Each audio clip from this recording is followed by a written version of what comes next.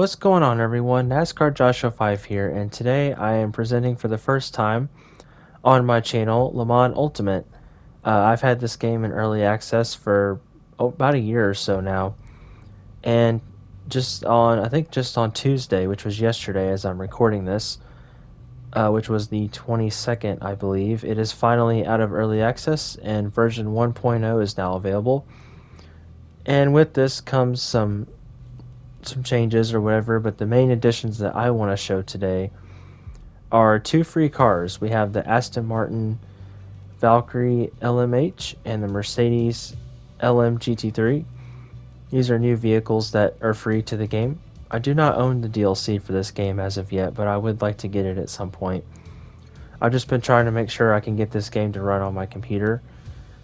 Just a little bit of a backstory. My computer is not the most powerful, as I've stated before, but I had this game on an external hard drive, and it ran kind of poorly, but also it ran poorly because it was in early access, but they have optimized it over time, and I now have this game on an external SSD, so it does run better with the lowest graphics settings, of course, but even on the lower settings it still looks really nice, and I've been very impressed with it.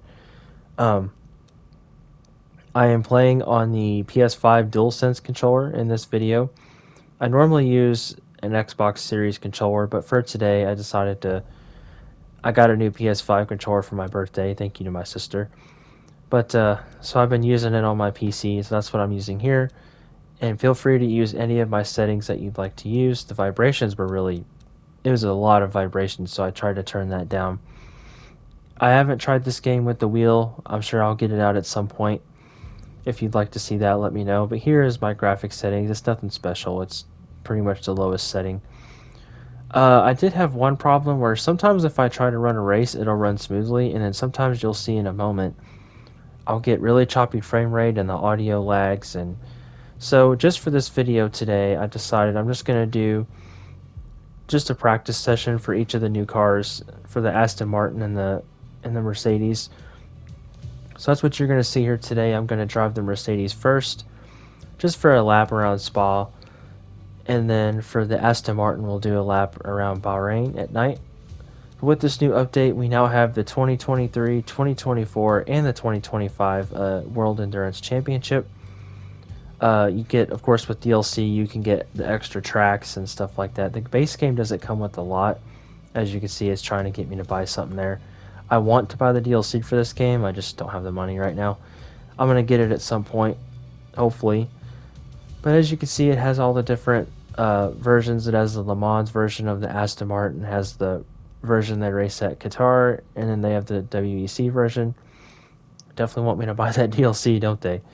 But anyway, they also updated the BMW GT3, the BMW M4, I think is what it's called. They updated that car as well. Host of other changes. I've enjoyed this game so far.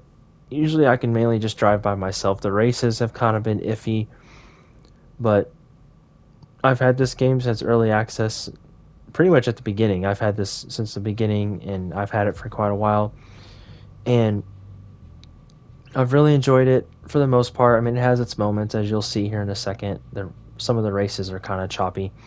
I did turn up the visible vehicles from 14 to 19, and I think it messed my game up. But anyway, you'll see a preview of what I mean, and then hope you enjoy the gameplay, and let me know if you're going to get Le Mans Ultimate and if you're enjoying it in the comments, and I will see you next time, everybody. Formation lab has started.